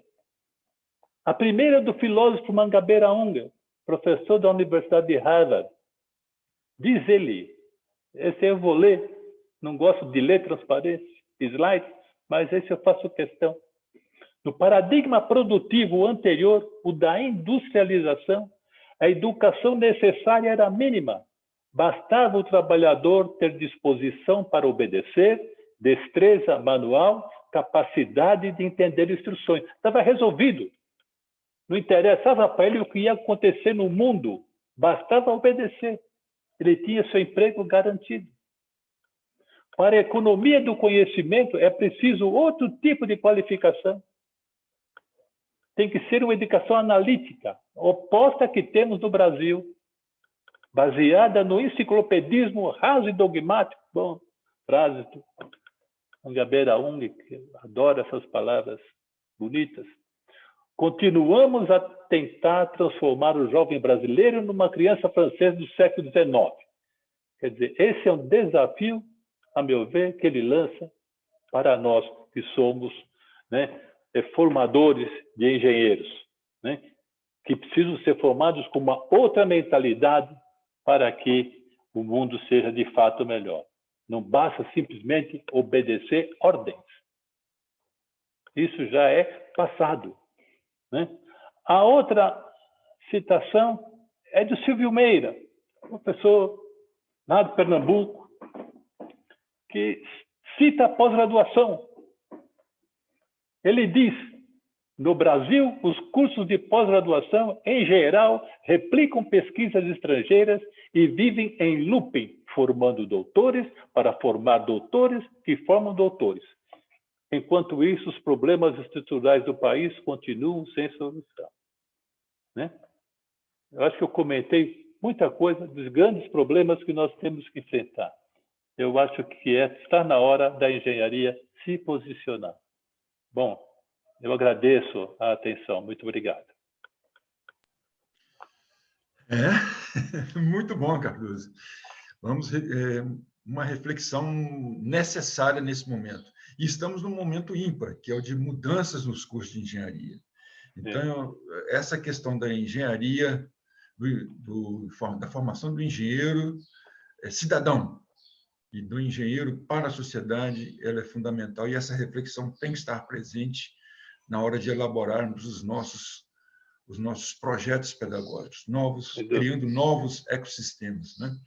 Uhum. Bom, enquanto o Cardoso toma uma aguinha, hoje é uma data muito especial para nós mineiros. Estamos completando 300 anos de autonomia e luta pela liberdade. Isso, para nós, é muito caro aqui em Minas Gerais. Então, parabéns para nós mineiros pelos 300 anos de Minas Gerais. Ó, Minas Gerais! Então, e feito mais esse interregno, passa para quem vai fazer as perguntas. Quem vai começar a fazer perguntas? O Juliano ou o Marcos?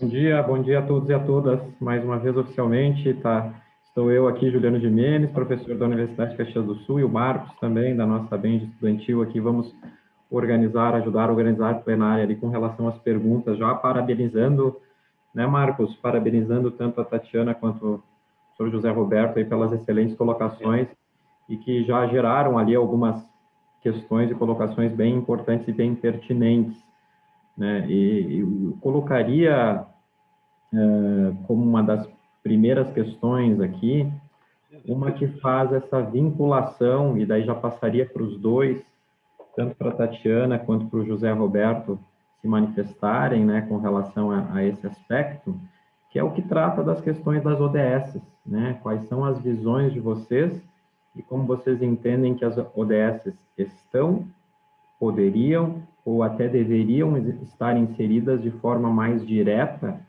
né, nos currículos, né, nos perfis e competências previstos na formação do engenheiro e das engenheiras, é claro. Né, Tatiana? Pronto.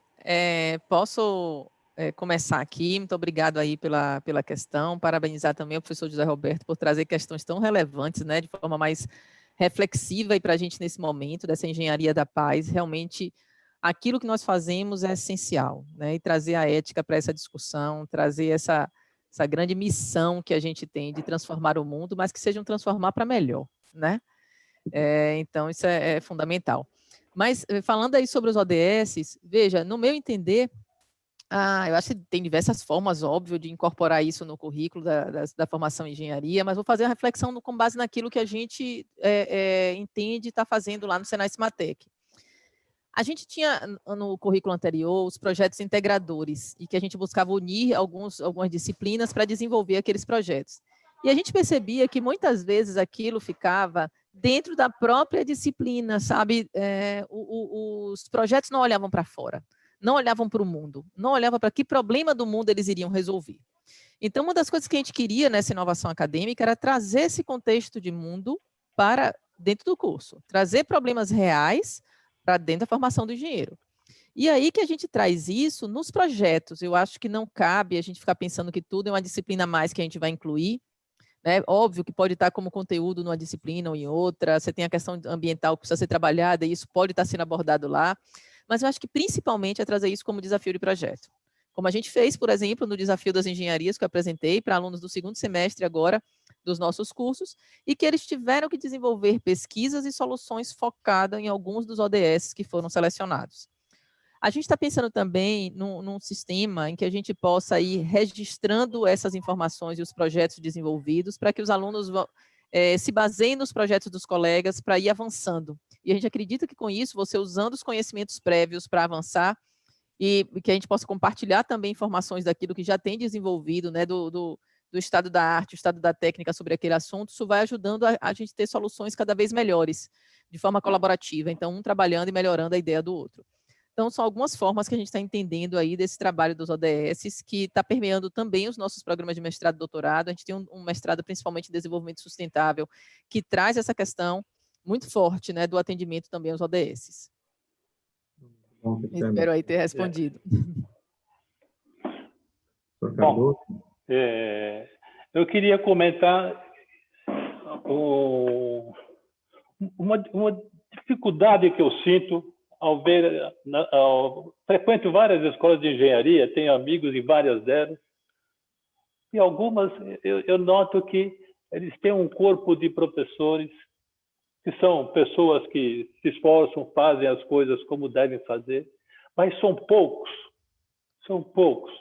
eu digo raríssimos, aqueles que leem o plano pedagógico da escola. Eles não sabem o que é o plano pedagógico da escola, não sabem o que foi pensado para se fazer um projeto, para formar o aluno. Na maioria das escolas de engenharia, né, a gente percebe isso. Eu classifico as escolas de duas formas: as pertinentes e as não pertinentes. As pertinentes são aquelas em que os professores estão, de fato, alinhados com a gestão da universidade para atingir um objetivo. Estão, de fato, alinhados nisso, engajados naquilo, né? Eu sinto, por exemplo, o caso do Sematec é um caso, né? Mas tem várias escolas em que o professor, são as não pertinentes, o professor, independente se a metodologia é ativa ou não, é isso, chega lá na escola, dá a aula e vai embora. Não conversa com seus pares, não integra. Pode dar um curso que seja moderno, no sentido de usar as tecnologias, mas não há integração entre eles. Então, nós temos um contingente grande de escolas com essa característica. Eu vejo também que, para que os ODS sejam, de fato, contemplados, né, nas escolas de engenharia, elas precisam estar na missão da escola. A escola precisa ter uma missão. E essa missão deve envolver os objetivos do desenvolvimento sustentável. Veja a escola de engenharia de Harvard. É baseada em mudanças climáticas. É a missão da escola, né?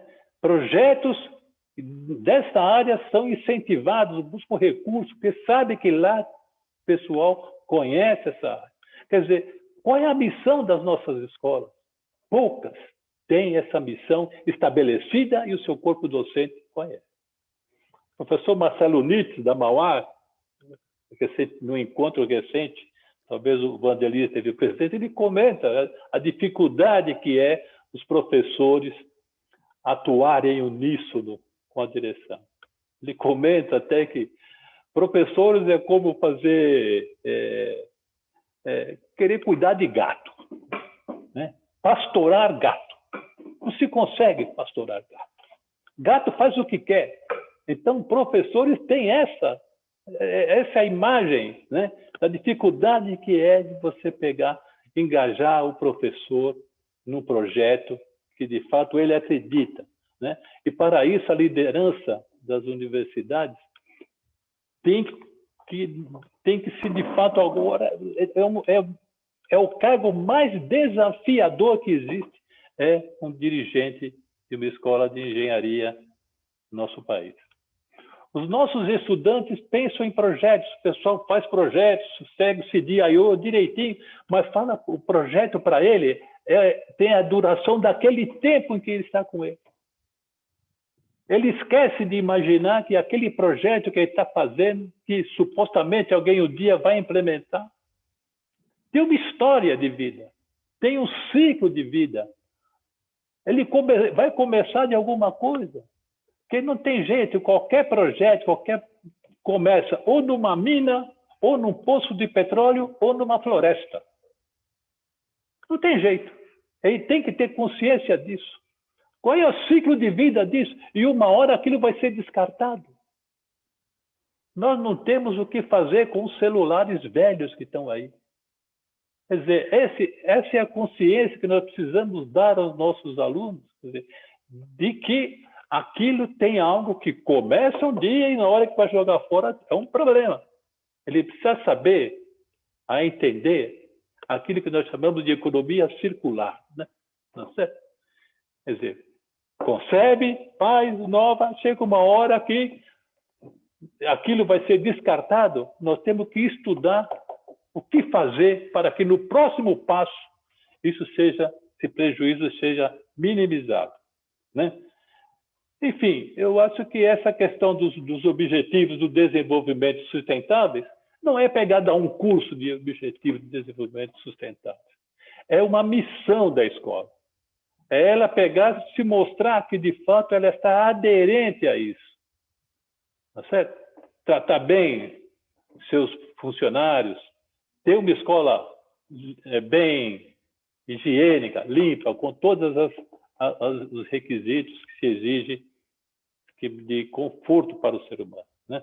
Eu acho que seria isso que eu gostaria de comentar um pouco sobre essa questão. Podemos? Não, super grato, professor Cardoso e Tatiana. Acho que se alinharam bem as respostas, né? Eu, particularmente, também sou um atuante, né? Sou engenheiro civil de formação, mas atuante de forma bastante intensa na engenharia ambiental, aqui na Universidade de Caxias do Sul.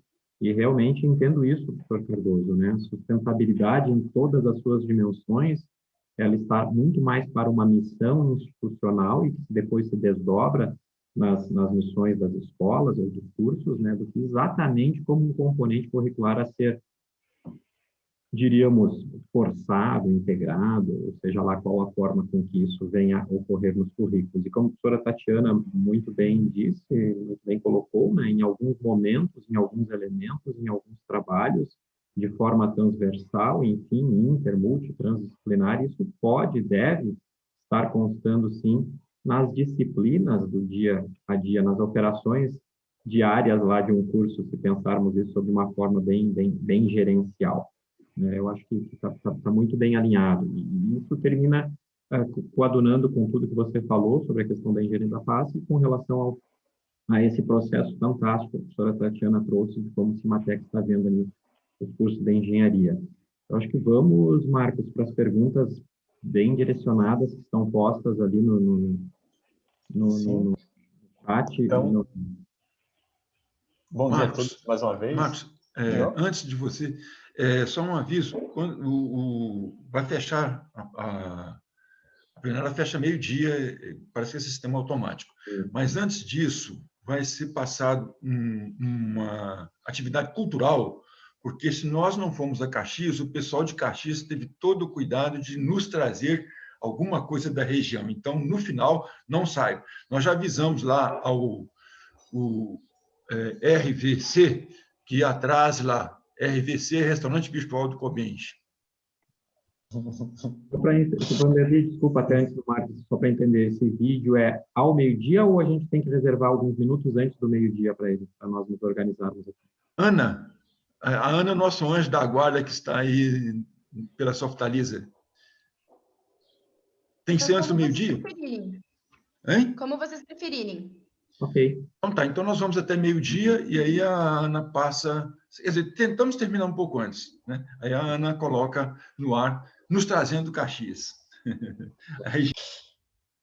Então, obrigado, professor Vanderlei. Mais uma vez, bom dia. Meu nome é Marcos, estou como vice-presidente da BEM Estudantil e parabéns às apresentações. Temos várias perguntas, vou compilar duas perguntas aqui. Uma é do José Aquiles e a outra do Luan Matheus, para a professora Tatiana, que trata das ferramentas de avaliação do desenvolvimento de competências mais comportamentais e atitudinais dos alunos que estão sendo propostas e utilizadas no Senai Cimatec para atender as novas DCNs. Ele pergunta quais são essas ferramentas e o Luan pergunta se isso já está pré-definido no currículo ou se o docente tem liberdade de escolhê-las.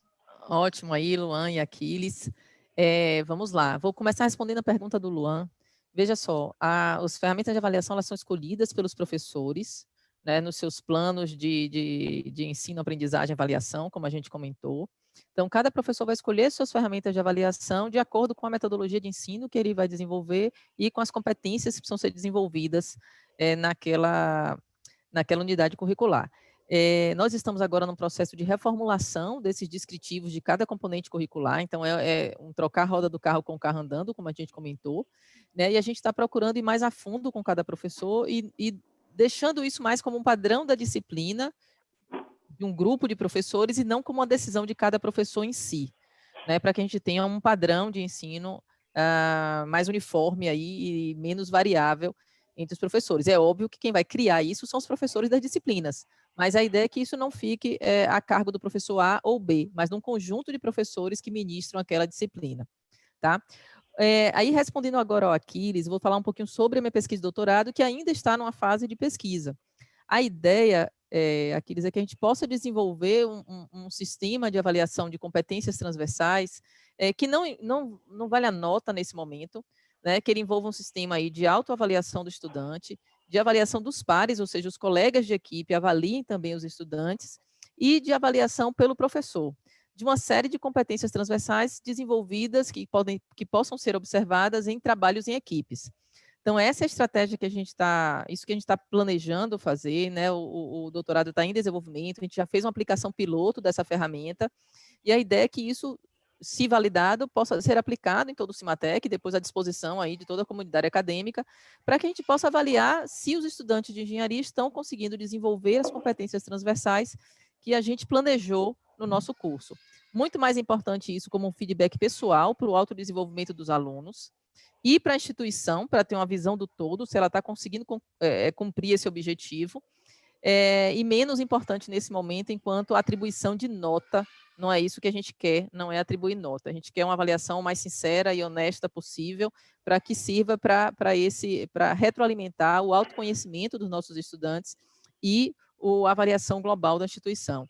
A gente acredita que esse autoconhecimento ajuda no autodesenvolvimento dos estudantes, ele saber que competências são esperadas e quão distante ou quão próximo ele está daquelas competências que se espera dele.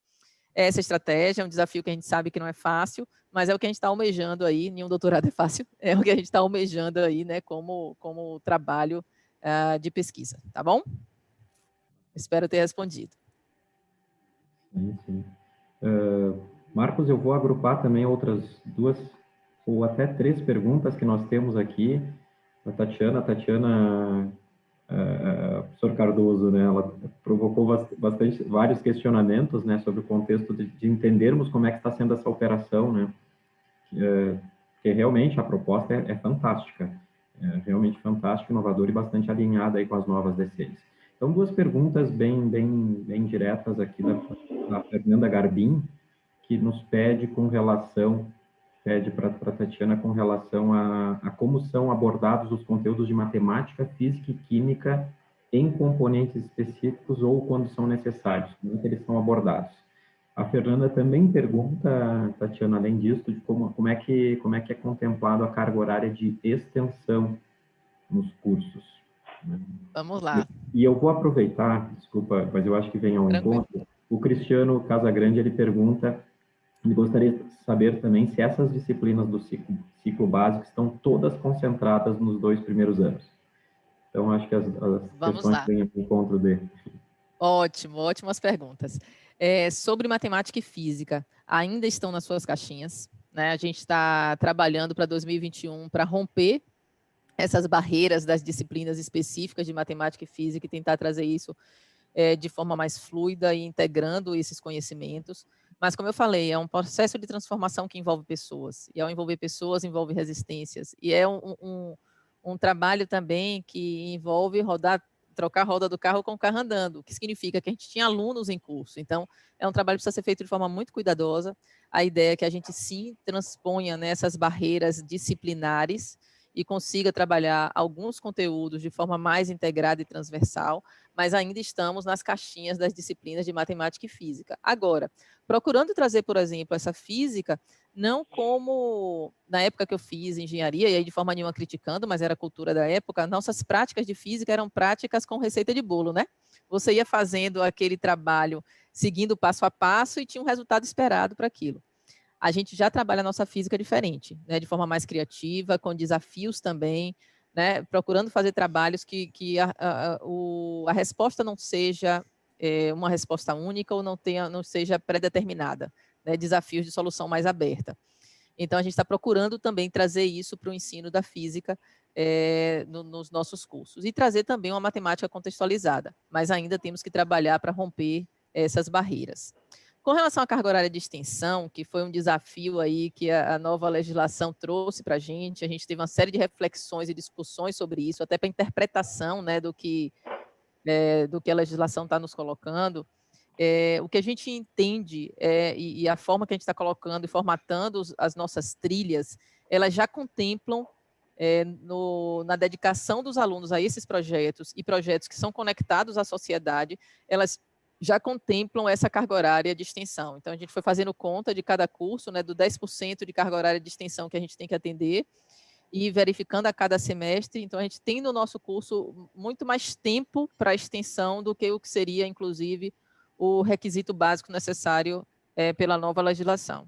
Então, a gente está entendendo que esse tempo de dedicação do aluno a um projeto social, né, a um projeto com a empresa, que vai solucionar um problema e que ele vai colocar aquilo à disposição da sociedade, a gente está entendendo, né, de forma bem organizada e planejada, que isso seja uma carga horária de atividade de extensão, além de outras cargas horárias que são também previstas no regulamento específico que a gente tem, que trata dessas atividades de extensão. Eu esqueci alguma pergunta? Acho que a terceira. Me ajude, Juliano, por favor. De alguma forma, ele pergunta se as disciplinas do ciclo básico estão todas concentradas nos 2 primeiros anos. Elas são prioritariamente nos 2 primeiros anos, mas não há essa obrigatoriedade. Então, não sei se te afirmar agora se em todos os cursos está assim. Então, elas acabam acontecendo mais nos 2 primeiros anos, mas tem algumas que ainda vão em outras séries, né, em outros anos do curso, tá? Ok. Acho que tá bem. Licença, professor Juliano. Tenho mais algumas perguntas aqui, direcionadas agora ao professor José Roberto. Uma pergunta da Isolda Gianni. Ela pergunta se o senhor acha que programas de pós-graduação profissionais poderiam colaborar com produtos de pesquisa aplicados para o desenvolvimento sustentável, para a redução das incoerências que vivemos no Brasil, para minimizar as dificuldades e desperdícios. Então, Isolda, não tenha dúvida, a sua pergunta, a resposta já é conhecida, que de fato a pós-graduação tem um papel importante nisso. Mais ainda porque a pós-graduação ela não é estruturada como a graduação. A graduação ela tem uma forma cristalizada que, ao meu ver, causa grandes problemas na gestão das novas diretrizes, inclusive. Por exemplo, a grade horária. A grade horária na graduação é aquilo que a gente chama de tragédia, porque todo mundo tem horário, tem aula no mesmo período, uma aula atrás da outra. Como se pode pensar numa integração quando está todo mundo amarrado numa sala de aula? Essa é uma coisa que nós precisamos pensar, né? Essa cristalização dos cursos, essa forma de pegar, colocar todo mundo dentro de uma baia, fica todo mundo aí, eles só se encontram no intervalinho na hora do café. Não há uma atividade que possa pegar todo mundo. Bom, agora vamos fazer coisas diferentes. E em alguns países a situação é diferente. Isso não ocorre, até porque existem várias escolas que têm departamentos de educação e engenharia que promovem essa integração. Tem horários flexíveis, a grade horária não é amarrada. Tem programas de cursos de graduação em que, por exemplo, eles dão no primeiro um mês e meio, só matemática, todo o tempo, porque é preciso, o cara entra na escola, está ruim de matemática, não tem outras disciplinas, ele aprende só aquilo. E depois vai passar para aprender as outras coisas. Quer dizer, são criatividades que surgiram no sentido de promover a integração. Você faz um curso de matemática único, no mesmo horário, para todo mundo, com o desenvolvimento não só de conteúdos em sala de aula, mas também com atividades que permitam fazer projetos envolvendo todas as modalidades, é que aí de fato a gente vai ter uma aplicação integral daquele conceito que as DCNs preconizam, né? A pós-graduação ela é livre nisso, ela não tem essa amarração, de modo que ela está sob medida para que a gente possa aplicar uma metodologia dessa forma, né? o grande problema da pós-graduação, a meu ver, é que ela está normalmente amarrada à pesquisa do orientador. Então, o orientador quer que o aluno faça aquilo que ele quer, aquilo que ele precisa fazer para a sua pesquisa, para manter sua bolsa de produtividade, seja lá o que for, tá certo? E muitas vezes isso amarra o aluno, ele fica focado em uma atividade única e ele tem pouco trânsito com as demais, né? Os pesquisadores, eu conheço bem meus amigos pesquisadores, né? Eles são que nem o senhor, a maioria deles. Querem sempre formar o seu discípulo à sua imagem, tal como o senhor, né? Não dá muita liberdade para os alunos a pegar, viajar um pouco e começar a fazer coisas diferentes. Mas é uma questão menor, e eu acho que na pós-graduação isso é perfeitamente contornável, né?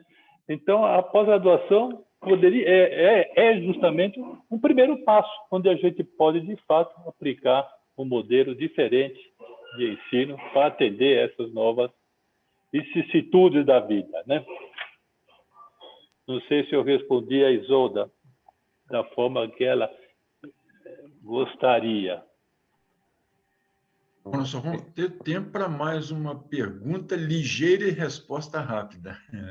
Tem mais alguma? Eu tenho uma, professor, uma pergunta pessoal. É que eu entendo que ecossistemas inovadores eles são feitos através da pluralidade de pessoas que estão ali, né? Eu queria entender quais são as estratégias, assim, bem rapidamente, quais são as estratégias que as organizações, que os palestrantes estão trazendo, usam para conseguir criar esses grupos de trabalho plurais. O seu áudio está muito baixo. Você falou de estratégia para criar diversidade dentro das universidades e grupos de trabalho, para gerar essa inovação. Muito bom. É um projeto integrador que envolva todas as áreas. Tem que ter criatividade os professores nisso, né? Você pega, faz um projeto ligado aos ODS, envolve todas as engenharias. Tá certo? Um projeto de uma comunidade, como que faz lá o nosso amigo David Delaney, que comentamos agora há pouco, né? Eles fazem um trabalho onde vai uma comunidade. Nos Estados Unidos, a comunidade não está ali perto, ela está boa, ali não tem problema. Mas eles vão para Honduras, Guatemala, e nas comunidades eles aplicam projetos envolvendo todos os alunos para ajudar aquela comunidade a desenvolver projetos que, de fato, melhoram a condição de vida daquele povo. São coisas assim que nós precisamos fazer, né? Esquecer um pouco de que é necessário estar na sala de aula para aprender. Muitas vezes, está numa comunidade própria, você aprende muito mais do que está em sala de aula. Quer dizer, os desafios que você encara são muito grandes e o crescimento profissional é enorme. Não dá para você pensar em crescimento como pessoa simplesmente dando sala de aula. É necessário que você, de fato, tenha contato com pessoas externas, com o mundo em geral. Eu acho que esse é um caminho.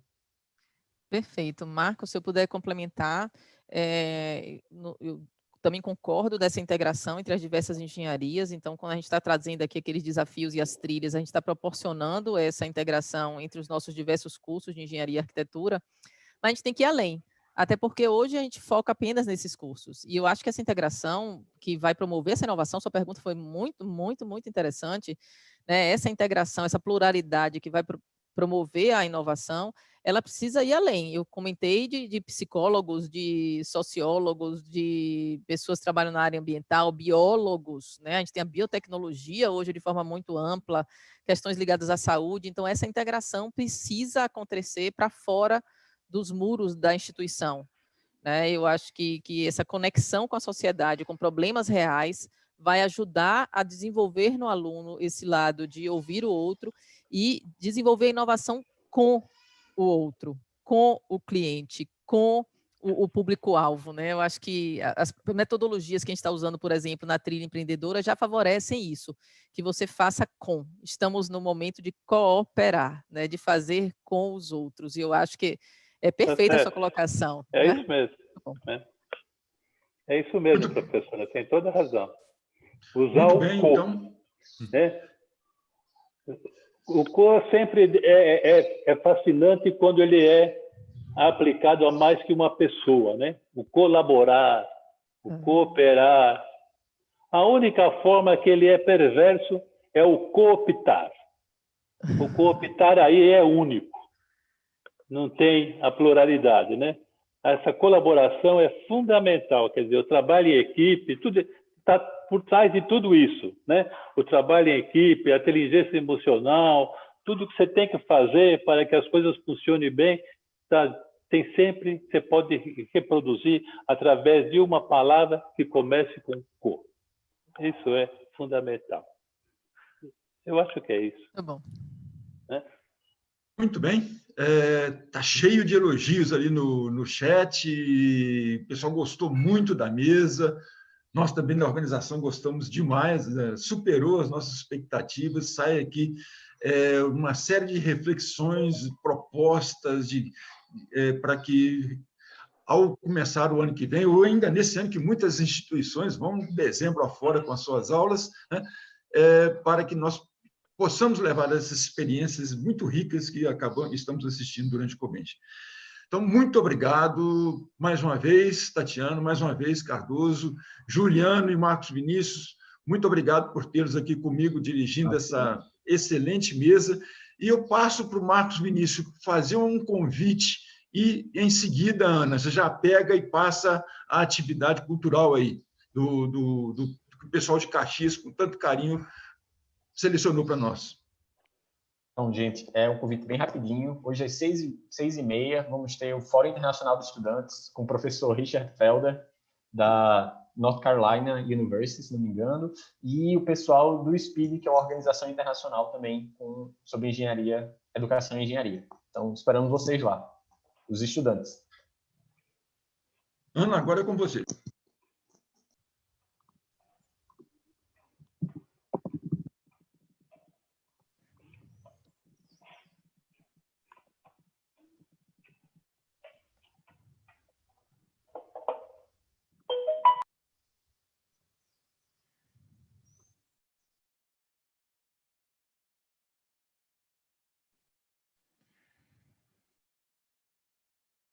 Ana, algum problema?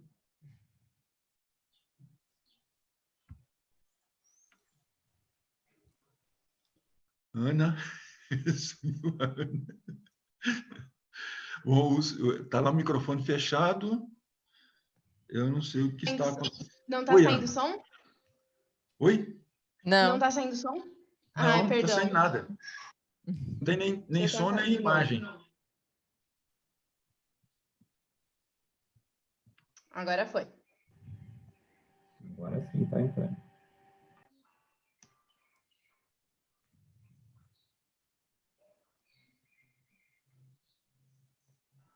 Tá só a imagem sem som. Pois é.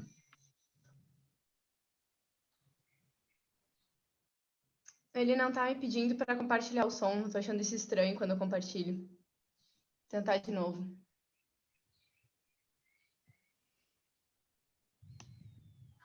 Isso é uma questão Bill Gatesiana.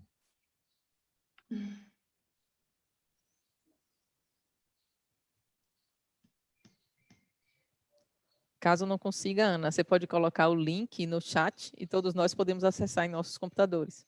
Pode ser também, mas vou tentar de novo aqui. Puxa, é tão lindo o coral. Tomara que dê certo.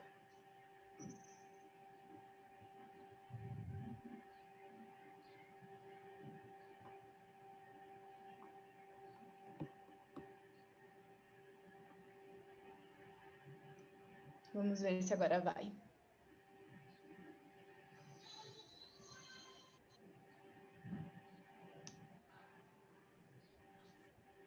O som não veio, só se alguém cantar aí.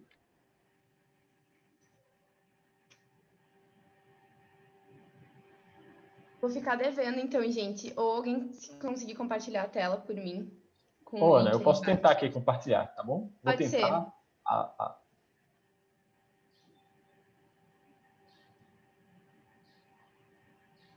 Conseguem ouvir? Estamos só te ouvindo, Tá sem som. mas não o áudio do vídeo.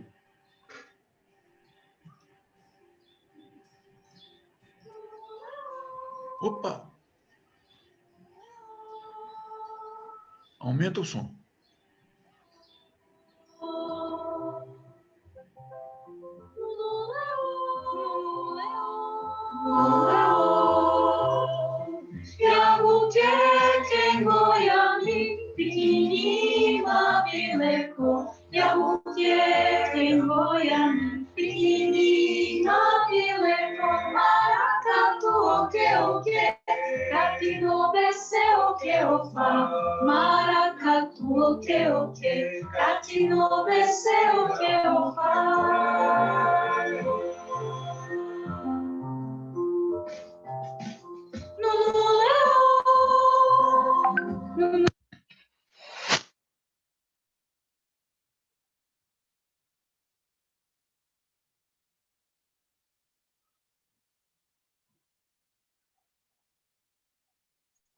O áudio do vídeo saiu, Marcos.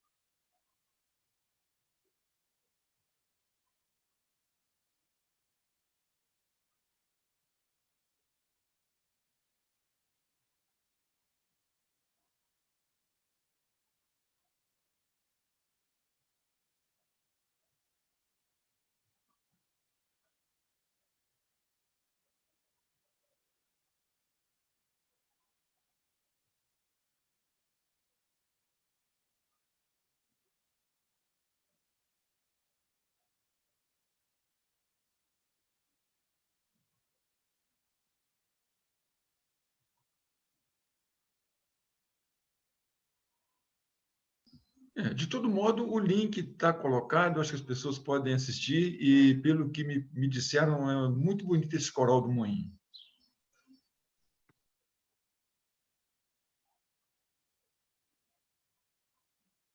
Vamos aplaudir o coral e até a próxima plenária. Agora vamos todos para o nosso restaurante virtual. Nós que agradecemos aí, Vanderlei, muito bom, tá? Parabéns aí pela organização do evento mais uma vez.